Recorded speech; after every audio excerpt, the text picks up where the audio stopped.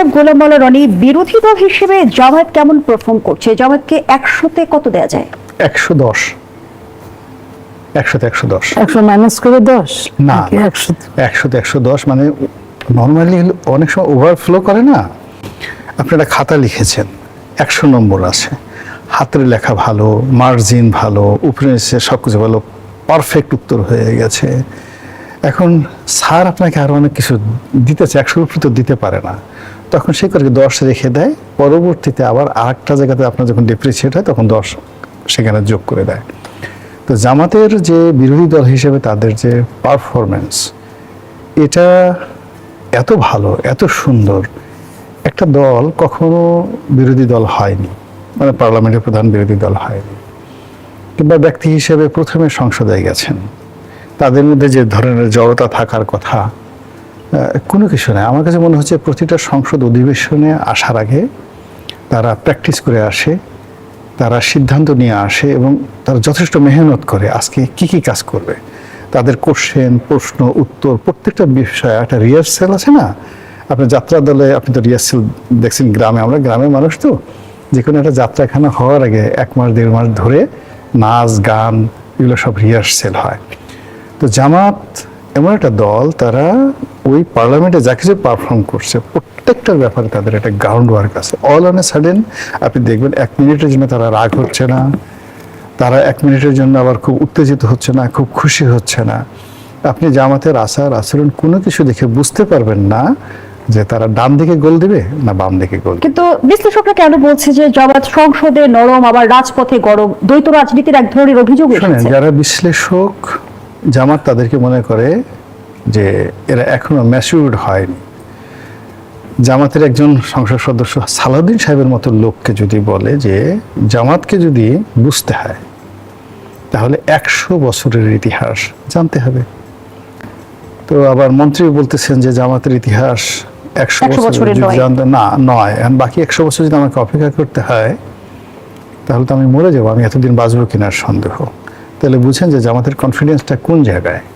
জামাত আসলে যদি বলতেন যে আমাদের এই ইতিহাস যদি আপনাকে জানতে হয় তাহলে আপনাদেরকে অ্যাটলিস্ট 1000 বছরের ইতিহাস জানতে হবে।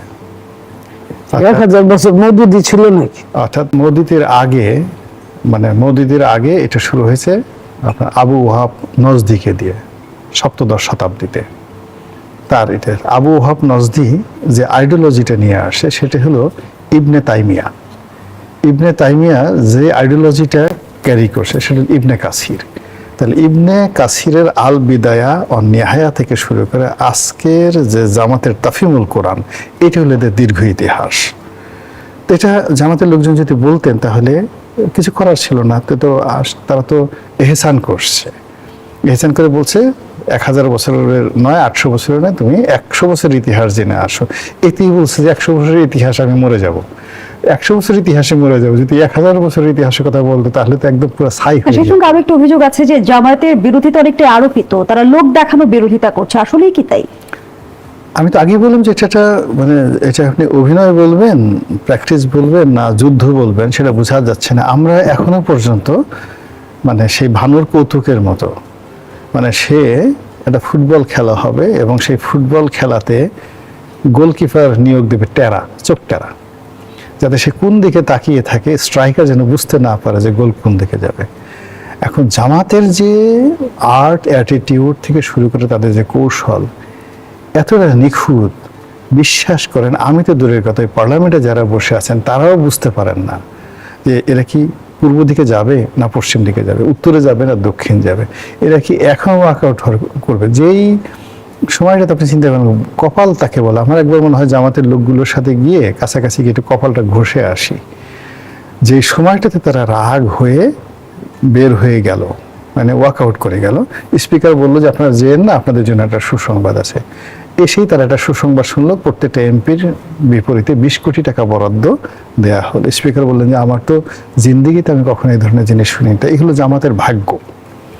এখন যে জন্ম নিয়েছে রাজকপাল নিয়ে, আবার সেই রাজকপাল নিয়ে জন্মগ্রহণ করার পরে সে মেহনত করেছে, পরিশ্রম করেছে। আপনি দেখুন 17টা বছর পালিয়ে থাকতে থাকতে বাংলাদেশের এমন কোনো গোপন জায়গা নেই তাদের মুখস্থ না। কোন গলিতে থাকলে নিরাপদে থাকা যায়, কোথায় গেলে কোন বাড়িতে গেলে পুলিশ সন্দেহ করবে না, কোন পোশাক আশাক পরলে পুলিশের মনে আগ্রহ হবে না, প্রত্যেকটা জিনিস ছলে বলে কৌশলে তারা যে দক্ষতা অর্জন করছে, সে তাদের কাছে আসলে বিএনপি এবং জামাত, মানে জামাতের যে অবস্থা আছে, বিএনপি এবং আওয়ামী লীগ এখনো শিশু, অবোধ শিশু। আর অন্যান্য ছোট ছোট যে রাজনৈতিক দল, তাদের তো একমাত্র দুধদাঁতই উঠে নাই। তো সেই জামাতকে নিয়ে আপনি আমি এখানে তাদেরকে মূল্যায়ন করবো, তাদের অভিনয় দেখবো, জামাত হাসে মনে মনে যে আমরা যে আসলে কি করছি, তোমরা তো আসলে কিছু বুঝো না, আছে ঠিক আছে আলাপ আলোচনা করো, হ্যাঁ করতে থাকো। একদিকে আচ্ছা মতো গালি দিচ্ছে, অন্যদিকে 50-10 কেজি করে আম দিচ্ছে। মাননীয় সংসদ সদস্য আমার পাশে আছে, তিনিও হয়তো 10 কেজি আম পেয়েছেন এবং আমি শিওর 100% সে 10 কেজি আম সে ফেরত দেয়নি, সে খেয়েছে। যতবার 10 কেজি আমের যে কটা আম খেয়েছে, বারবার শুধু তার জামাতের কথা মনে পড়ছে, জামাতের আমিরের কথা মনে পড়েছে, ওই নুরানি চেহারার কথা মনে পড়েছে। আপনি কি অবস্থাতে এই তাদের যে কৌশল, আপনি কিন্তু ছোট করছেন, 10 কেজি আম দেন না, একটু বেশি দিয়েছে, আপনি ছোট করছেন। পত্রিকায় আসছে, আমরা তো পত্রিকায় আসছে আমাদের পিএদেরকে 10 কেজি দিয়েছে, আল্লাহ আমাদেরকে 20 কেজি দিয়েছে। চিন্তা করেন তো, তাদের পিএসকে 10 কেজি দিয়েছে, তাহলে আমের বন্যা পুরো সংসদে, যেখানে আমের বন্যা বয়ে গেছে, আপনি এই কৌশলের সাথে পারবেন। অসংখ্য ধন্যবাদ জানাচ্ছি জনাব গোলাম মোল্লা রনি। নিরুফা চৌধুরী মনি, বিএনপি সরকারে আসার পরে কেন জামায়াতের 71-এর ভূমিকা নিয়ে আসলে প্রশ্ন তুলছে? আমরা তো দীর্ঘদিন দেখেছি বিএনপির সাথে জামায়াতের মিত্রতার সম্পর্ক ছিল, জোট আন্দোলন, সরকার গঠন সবই একসাথে হয়েছে। এটি কি আসলে বিএনপির বর্তমান নীতিগত অবস্থান নাকি রাজনৈতিক হাতিয়ার? দেখেন, জামাতের সাথে যেটা হয়েছে বিএনপি, সেটা হচ্ছে আপনার জোটগত আন্দোলন। একই জিনিসটা আমিও চাই, আপনিও চান, রনি ভাই এগেনস্টে। আমরা দুইজন, আমাদের অন্য কিছুকে এটাকে টার্গেট করা না, আমাদের শুধু ওই আন্দোলনের ওইটাই, হ্যাঁ, যেটা কিনা জামাত আওয়ামী লীগের সাথেও করেছে। তো সেই জায়গায় সেটা বিএনপি এমন না যে ক্ষমতায় ছিল তখন জামাত সঙ্গে ছিল, তখন জোটগত ওইটার কোনো প্রশ্ন আসে না, যেহেতু একই সাথে ছিল এমপি হিসেবে যারা যে কয়েকজন, সেটার কথা বলার কোনো কিছু ছিল না। কিন্তু এখন তারা বিরোধী দল, বিএনপি সরকারি দল, যেটা সত্যি বিএনপিকে সেটাই বলতে হবে। বিএনপি হয়তো কম বলতো আরো যদি আপনার মনে আছে জামাতের আমির এই 2026 সালেও আপনার শহীদ মিনারে গিয়ে এবং সাভার স্মৃতিসৌধে গিয়ে উনি বলেছেন যে এটা শুধু তারা নিয়ম মানার জন্য এসেছেন। তার মানে কি, আমরা কিন্তু শুধু নিয়ম মানার জন্য যাই না, আমরা কিন্তু হৃদয় থেকে যাই। শ্রদ্ধা, আমার দেশের, আমার ভাষার জন্য শহীদ হয়েছে, আমার দেশকে স্বাধীন করার জন্য শহীদ হয়েছে। ওনাদের নিয়ে যখন আমরা কথা বলি তখন কিন্তু মনে হয় ওনারা আমাদের রক্তের একটা সম্পর্ক, এই সম্পর্ক কখনো মুছে যাওয়ার না। ওই জায়গাটায় কিন্তু আমরা নিজেরাও কিন্তু মুক্তিযুদ্ধ দেখি নাই, ভাষা আন্দোলন দেখি নাই, আমরা বইতেই পড়েছি। কিন্তু আমি যখন আমার দেশের ইতিহাসটা পড়ি তখন কিন্তু আমার মনে হয় যে মানুষটা আমার জন্য তার জীবন ত্যাগ করে গেল, তার পরিবার কত কষ্ট করলো, সেই মানুষটাকে আমি মনে রাখবো, এটাই স্বাভাবিক। কিন্তু জামাত কিন্তু এখন পর্যন্ত সেটা ধারণ করে না। যারা ধারণ করে না, এটা 24 এবং 71-কে যারা গুলিয়ে ফেলে, আমি 24-কে নাম্বার কম দিতে চাই না, আমি নাম্বার যা তারা চায় তার চেয়ে বেশিও দিতে পারি, 10 চাইলে আমি 11ও দিতে আমার আপত্তি নেই। কিন্তু 71-এর সঙ্গে আমি তুলনা করতে পারি না। 71-এর যারা জীবন দিয়েছে, 71-এ যারা হাত পা হারিয়েছে, তারা কিন্তু একটা দেশকে, একটা আলাদা একটা জায়গাকে নিজের করার জন্য, আমাদের এই জাতিটাকে দিয়ে যাওয়ার জন্য করেছে। আর 24-এ যেটা হয়েছে সেটা একটা স্বৈরাচার হটানোর জন্য হয়েছে।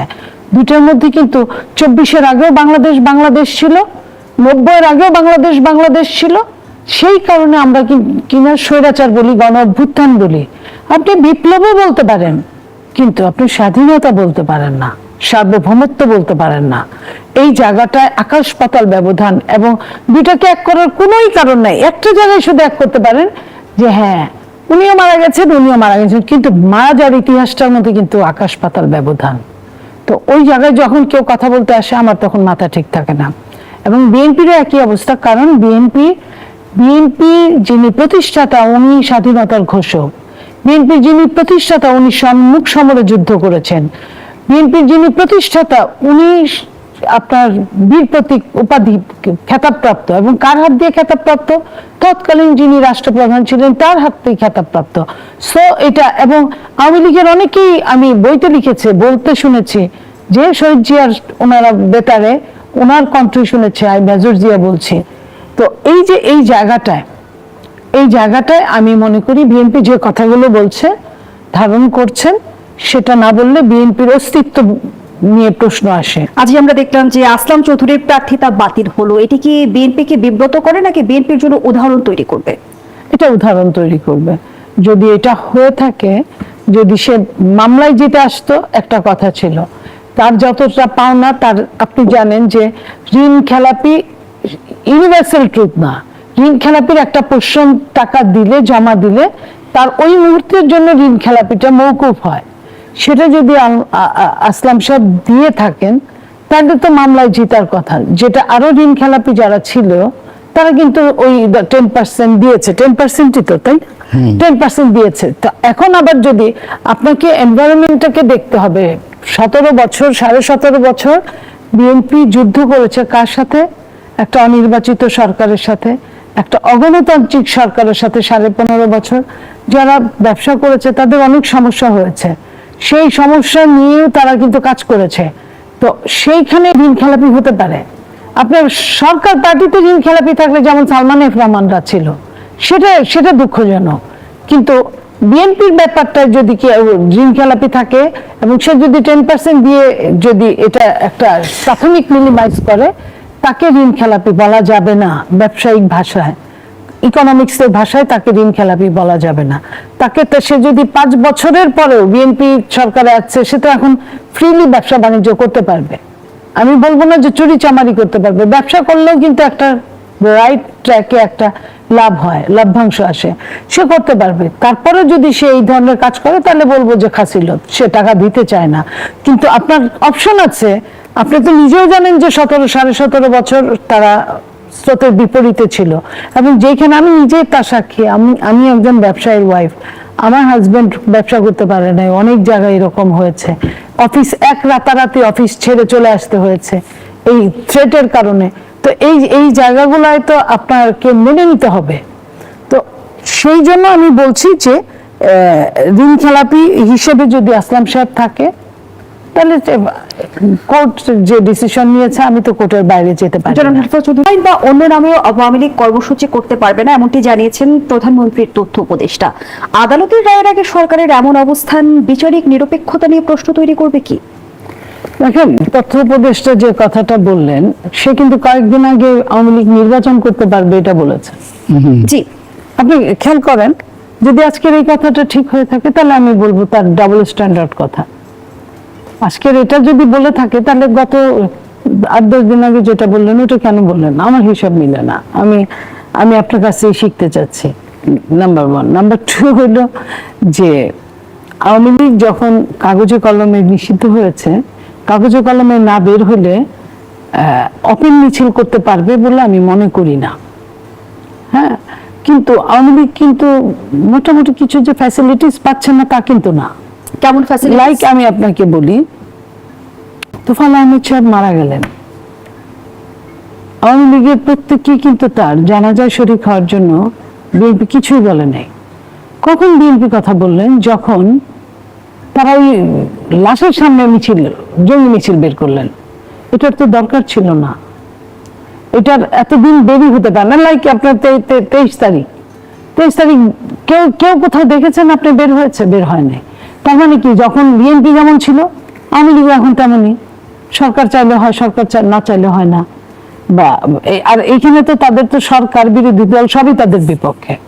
তো এই জন্য বলি যে তাদের যেভাবে কাজ করার সুবিধা পায়, সেই কাজটুকু তারা করলো সরকারের সাথে। সরকার যেটা মনে করে যে তার জন্য গায়ে আঁচ না লাগে, একদম আওয়ামী লীগকে দেশ ছাড়া করবে, তা কিন্তু সরকার চায় না। সরকার সবকিছু মিলে একটা গণতান্ত্রিক ভাবে দেশে থাকতে চায়। এখন আপনার আইনে আপাতত স্থগিত হয়েছে, সেটা নিয়ে তারা মামলা লড়ুক, মামলায় জিততেও পারে। সেই জিতে তারা যদি করতে পারে। আর আপনার আইভি যে বের হলেন, আইভি নিজেই তো বললেন যে সরকার আমাকে যে সহযোগিতা করেছে আমি বলতে পারবো না, আমি অনেক সহযোগিতা পেয়েছি। তার মানে এখান থেকে বোঝা যায় যে সরকারের এবং আমাদের নেতা জনাব তারেক রহমান সাহেব উনি কিন্তু গতকালকে ওনার সংসদে বক্তব্যে উনি বলেছেন আমি অতীত চারণ করতে খুব একটা তার মানে পছন্দ করি আওয়ামী না, লীগ সময় প্রশ্নে নষ্ট সরকার কি করতে এখন চাই না। নমনীয়? হ্যাঁ, আওয়ামী লীগ প্রশ্নে সরকার কি কিছুটা নমনীয়? আমি মুখ দিয়ে কেন বলবো আমি নমনীয় কিংবা অনমনীয়? আমার তো বলতে হয় না। আমি তো আপনাকে গায়ে পড়ে অ্যারেস্ট করছি না যেখানে সেখানে পেয়ে। আপনি 18 মাস যে এনসিপি নেতাকর্মীরা কিন্তু আওয়ামী লীগ পুনর্বাসনের অভিযোগ তুলেছে সরকারের বিরুদ্ধে। শুনেন, সেটা তারা যেমন অভিযোগ তুলতে পারে, আবার তাদের যিনি চিফ যে কথা বলে আবার বলে যে আওয়ামী লীগকে তার দলে আনতে অসুবিধা নাই, এটাও বলে। কে কি বলে আমরা তো জানি। জামাত নিজেও অভিযোগ তুলেছে। সেই জামাত কি করেছে? প্রথম যে কথাটা বলেছে জামাত বলেছে যে আওয়ামী লীগকে ক্ষমা করে দিলাম। আরে বাবা, ক্ষমাটা তো চাইতে হবে। আওয়ামী লীগ কি তোমার কাছে ক্ষমা চাইছে? চায় নাই তো। গায়ে পড়ে ক্ষমা করে দেওয়া, মামলা না করা, বাড়িতে বাজার পাঠায় দেওয়া, রাতে ঘুমানোর ব্যবস্থা করে দেওয়া কারা করে? আপনি হাদি যার হাতে মারা গেল, যার গুলিতে, সে কি করতো? সে আওয়ামী লীগ করতো। তো হাদির লোকজন কি বুদ্ধি বিবেচনা ছিল না? তারা জানতো না যে এই লোক আওয়ামী লীগ করতো? 2 মাস আগে তাকে জামাত ছাড়াই আনিয়েছে না জেলখানা থেকে? তো এগুলো হচ্ছে কিভাবে, হয় কিভাবে? অসংখ্য ধন্যবাদ জানাচ্ছি নীলুফার চৌধুরী। মণিগুলা বলে রনি, আওয়ামী লীগ প্রশ্নে সরকারের ভেতরে কোনো দ্বিধাদ্বন্দ্ব দেখেন কি, নাকি আওয়ামী লীগ রাজনৈতিক অঙ্গন এখন তুরুপের তাসে পরিণত হয়েছে? রাজনৈতিক অঙ্গনে তুরুপের তাসে পরিণত হয়েছে। এর কারণ হলো যে আওয়ামী লীগের এত একটা বিরাট এবং বিস্তৃত দল, এটাকে কোনো অবস্থাতেই আইন দিয়ে শক্তি প্রয়োগ করে এটাকে দমন করা সম্ভব না। It is impossible.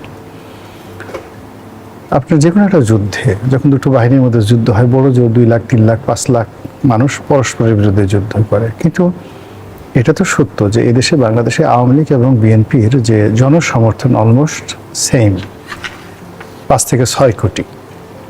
তো এই 5 থেকে 6 কোটি এখন বিএনপির যে ক্ষমতা, তার সাথে 1000 টাইম ক্ষমতা ছিল শেখ হাসিনার জামানাতে, 1000 গুণ ক্ষমতা ছিল।